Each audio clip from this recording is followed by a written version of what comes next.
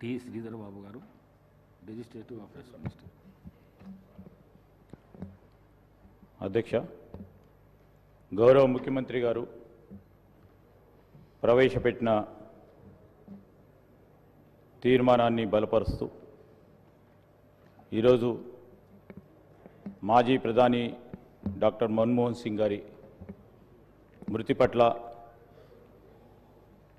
సంతాపాన్ని వ్యక్తపరుస్తూ డాక్టర్ మన్మోహన్ సింగ్ గారు ఇంతకుముందు పెద్దలందరూ చెప్పినట్టు మన దేశ రాజకీయాల్లోనే ఒక మహోన్నత శిఖరాలకు ఎదిగి ఆనాడు స్వాతంత్రం వచ్చిన తర్వాత జవహర్లాల్ నెహ్రూ గారు కానీ, ఇందిరాగాంధీ గారు కానీ, రాజీవ్ గాంధీ గారు కానీ, పివి నరసింహారావు గారు ఏర్పాటు చేసిన పునాదులపై ఒక సమున్నత ఆర్థిక సౌధ్యాన్ని నిర్మించారు అధ్యక్ష. భారత ఆర్థికాభివృద్ధికి, ఈ దేశ అభివృద్ధికి ఆ నలుగురు తమ తమ విలక్షణ మార్గంలో వారిదైన తీరులో దోహదపడితే డాక్టర్ మన్మోహన్ సింగ్ గారు ఆ పునాదులపై అనేక పాలసీ విధానాలు, సరళీకృతమైన విధానాలను మరింత పటిష్టపడుతూ ఆనాడు మరి ఆ నలుగురి నేతల ప్రగతిశీల దృక్పథానికి పరాకాష్ఠగా నూతన శకనానికి అనుగుణంగా రూపుదిద్దుకునే కార్యాచరణ మొదలుపెట్టారు అధ్యక్ష. మనం ఆ రోజు జవహర్లాల్ నెహ్రూ గారి గురించి ఆలోచన చేసి మిశ్రమ ఆర్థిక విధానం ద్వారానే దేశ పారిశ్రామిక పునాది సాధ్యమవుతుందని ఆ రోజు నెహ్రూ గారు పునాదులు వేస్తే దాని తదుపరి బ్యాంకుల జాతీయకరణ, సాగునీటి రంగం, ముఖ్యంగా హరిత విప్లవానికి ప్రాధాన్యత ఇస్తూ ఇందిరాగాంధీ గారు ఆ పునాదిని ఇంకా కూడా బలంగా ముందుకు తీసుకెళ్లారు అధ్యక్ష. 80వ దశకంలో కంప్యూటర్లను, కమ్యూనికేషన్ వ్యవస్థను భారతదేశ చరిత్రలోనే ముందంజలో ఉండాలని రాజీవ్ గాంధీ గారు చేసిన ఈ కార్యక్రమానికి మరి ముందుకు తీసుకెళ్తూ 91 సంవత్సరంలో ఆనాడు కాంగ్రెస్ పార్టీ నాయకత్వంలో పివి నరసింహారావు గారు ఆనాడు ఉన్న ఆర్థిక ఇబ్బందులకు సంబంధించి ఇంతకుముందు పెద్దలందరూ చెప్పినట్టు ఒక నూతన అధ్యాయాన్ని ప్రారంభించి 91 సంవత్సరంలో మరి ఇంతకుముందు మా సోదరులు కేటీఆర్ గారు చెప్పినట్టు మన తెలుగు బిడ్డ పివి నరసింహారావు గారి నాయకత్వంలో మరి మన్మోహన్ సింగ్ గారిని ఒక ఆర్థిక మంత్రిగా తీసుకురావటం ఈరోజు మనం అనుభవిస్తూ ఉన్న ఫలితాలకు ప్రత్యక్షంగా కనబడతా ఉన్నాయి అధ్యక్ష. మరి స్వర్గీయ పివి నరసింహారావు గారి ప్రభుత్వంలో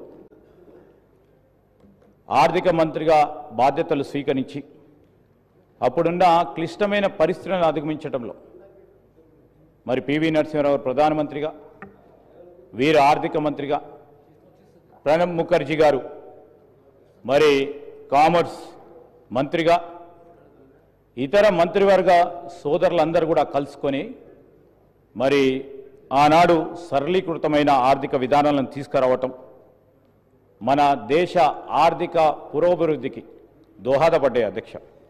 ఈ తరుణంలో మరి భారతదేశం ఏదైతే రాజీవ్ గాంధీ గారు ఆలోచన చేశారు, రాబోయే కాలంలో సాంకేతిక పరంగా మన భారతదేశాన్ని ముందుంచాలని ఆలోచన చేశారు. మరి వారి ఆలోచన మేరకు ముందుకు నడిపి పివి నరసింహారావు గారు కానీ, దాని తదుపరి మన్మోహన్ సింగ్ గారు చేపట్టిన అనేక కార్యక్రమాలు మనకందరికీ కూడా ప్రతీకగా నిలిచాయి అధ్యక్ష.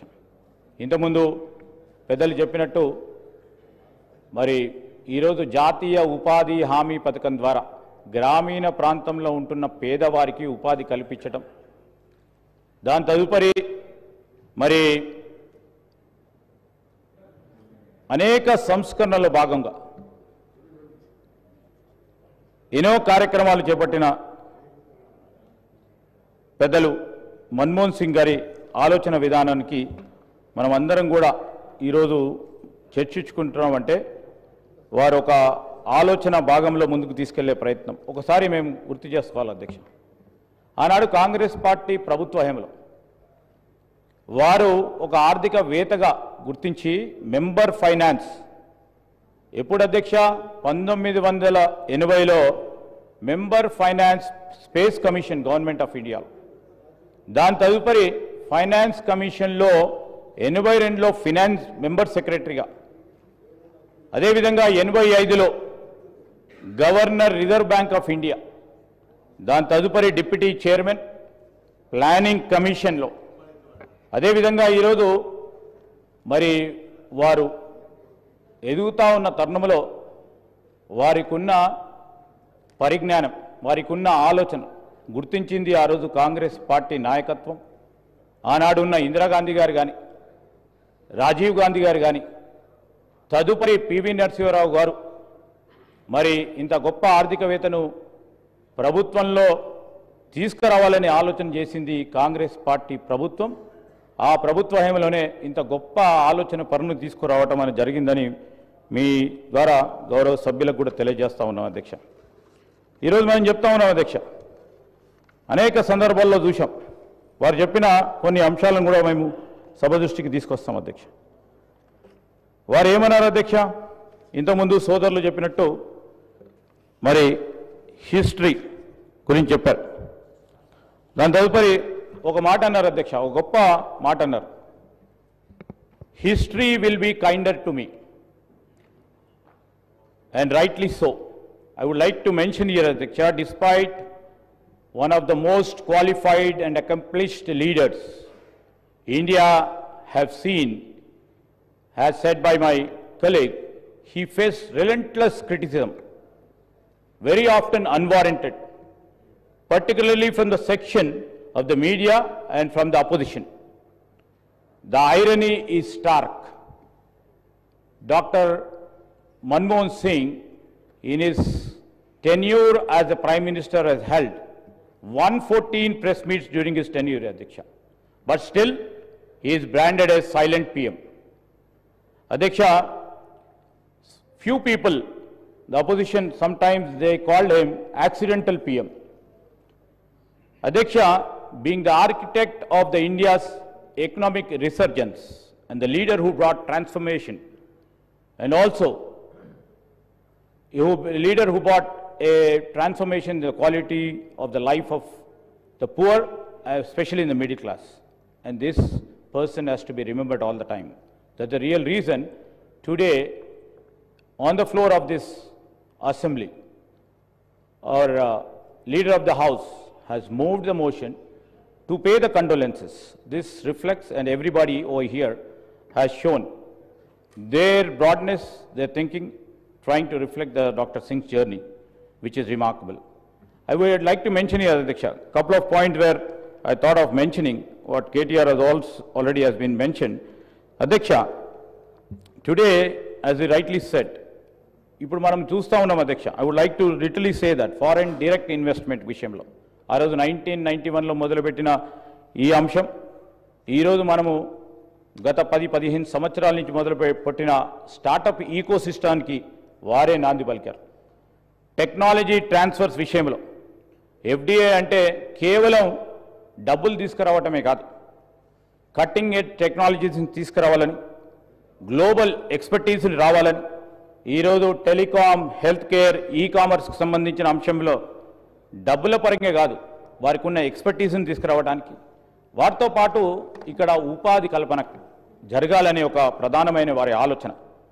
వారు తీసుకొచ్చిన అనేక రిఫార్మ్స్కి సంబంధించి ఈరోజు ఐటీ సెక్టర్లో వచ్చిన రిఫార్మ్స్కి సంబంధించి అనేక ఐటీ కంపెనీకి సంబంధించి ఫారెన్ ఇన్వెస్ట్మెంట్స్ రావాలని ఆ రోజు సబ్సిడీస్ ఇవ్వచ్చు, ఇన్సెంటివ్స్ ఇచ్చి ఈరోజు ఇక్కడ ఉన్న ఇన్ఫోసిస్ కానీ, టీసీఎస్ కానీ, విప్రో కానీ ఆనాడు వారు మొదలుపెట్టిన ఈ కంపెనీస్కు సంబంధించి ఇలా అనేక మందికి ఉపాధి కల్పిస్తూ మన జీడిపిలో, దేశ జీడిపిలో 55% ఐటీఈఎస్కు సంబంధించిన సర్వీసెస్ దోహదపడుతున్నాయంటే ఇది మరి మన్మోహన్ సింగ్ గారి ఆలోచన ఘనత అని మనం తప్పకుండా చెప్పుకోవాల్సిన అవసరం ఉంటుంది. అదేవిధంగా స్టాక్ మార్కెట్కు సంబంధించిన విషయంలో మరి పునాదులు గట్టిగా చేస్తూ ఈరోజు స్టాక్ మార్కెట్ మరి ప్రపంచ స్థాయిలో స్టాక్ మార్కెట్ ఇబ్బందుల్లో ఉన్న తరుణంలో కానీ ఆ రోజు దేశానికి సంబంధించిన స్టాక్ మార్కెట్ ఒక పటిష్టమైన పునాదులతో ఉన్నది కనుక మన దేశ ఆర్థిక వ్యవస్థ కుప్పకూలలేదు అధ్యక్ష. అదేవిధంగా సర్వీస్ సెక్టర్కు సంబంధించిన ఈరోజు మనం చూస్తూ ఉన్న బూమ్ మన ఏదైతే ఎకనామిక్ గ్రోత్ ఇంజన్ ఉందో మనం ఐటీ సెక్టర్ నుంచి మొదలుపెట్టుకున్న హెల్త్ కేర్కి సంబంధించిన బ్యాంకింగ్కి సంబంధించిన టూరిజంకి సంబంధించిన ఈరోజు సర్వీస్ సెక్టర్ అనేది ఒక ప్రధానమైన మూలస్తంభంగా నిలిచింది మన దేశ ఆర్థిక వ్యవస్థలో. దాని పరంగా ఈరోజు చాలా లక్షలాది మందికి ఉపాధి కల్పిస్తూ మనము ఈ దేశాన్ని we have known and made it hub of innovation and talent. దానిలో భాగంగానే మన తెలంగాణ అదేవిధంగా హైదరాబాద్ కూడా ఒక ప్రధాన స్థానంగా నిలిచిందని మనం చెప్తా ఉంటాం అధ్యక్ష. ఆ రోజు బ్యాంకులు నిర్వీర్యమవుతున్న సమయంలో బ్యాంక్స్ను కూడా రివైవల్ చేస్తూ మరి తీసుకొచ్చిన నాన్ పర్ఫార్మింగ్ అసెట్స్కి సంబంధించి ఏ విధంగా రికవర్ చేయాలని, అదేవిధంగా మీరు చూస్తే అధ్యక్ష న్యూక్లియర్ ఎనర్జీ సంబంధించిన అగ్రిమెంట్కి సంబంధించి కానీ, అదే వరల్డ్ ట్రేడ్ ఆర్గనైజేషన్కు సంబంధించిన అంశంలో కానీ, ఫ్రీ ట్రేడ్ అగ్రిమెంట్స్ విషయంలో కానీ మరి ఏ విధంగానైతే వారు ఆలోచన దృక్పథం ఆనాడు యూపీఏ చైర్పర్సన్ సోనియా గాంధీ గారి నేతృత్వంలో వారు ఇచ్చిన ఆలోచన మేరకు అనేక కార్యక్రమాలకు నాంది పలికి ముందుకు తీసుకెళ్లిన ప్రయత్నం కూడా చూడటం కూడా జరిగింది అధ్యక్ష. రైట్ టు ఇన్ఫర్మేషన్ యాక్ట్ అనే అది ఒక విప్లవం అధ్యక్ష. సామాన్యుడికి ఒక weapon, empowerment of a citizen అధ్యక్ష. దానికి సంబంధించి కూడా ఈనాటి వరకు కూడా ప్రతి సామాన్య ప్రజానీకానికి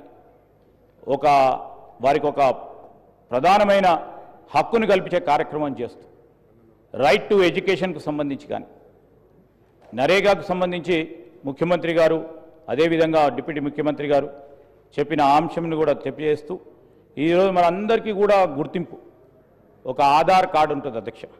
ఆధార్ కార్డుకు సంబంధించి మరి ఏదైతే యూనిక్ ఐడెంటిఫికేషన్ అథారిటీకి సంబంధించి ఆనాడు వారి ప్రభుత్వంలో వారి నాయకత్వంలో మొదలుపెట్టి ఈరోజు ఆధార్ కార్డు సంబంధించిన అంశం విషయంలో వారు ముందుకు నిలిచి ప్రతి ఒక్కరికి కూడా ఒక గుర్తింపు ఉండాలి భారతదేశ పౌరుడిగా అని తీసుకొచ్చిన ఆలోచన భాగంలో ముందుకు వెళ్తా ఉన్నాం అధ్యక్ష.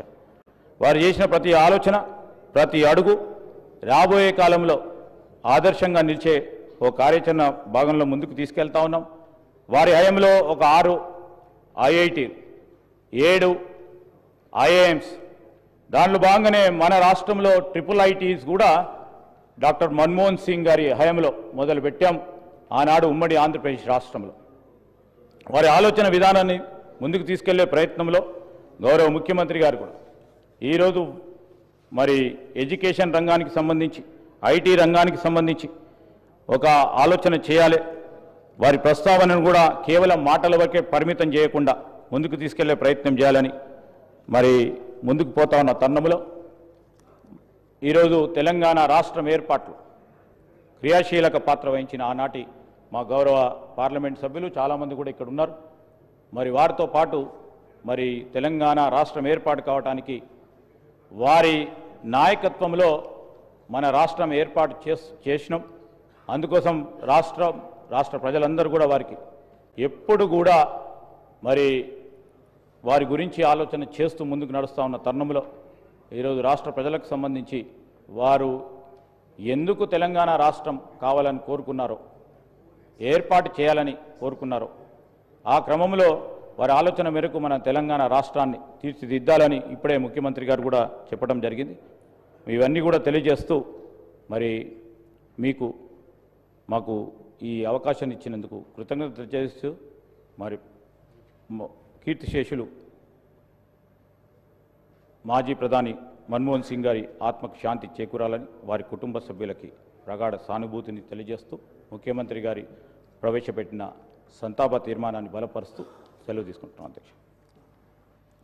గౌరవ సభ్యులు ఏ మహేశ్వర్ రెడ్డి గారు.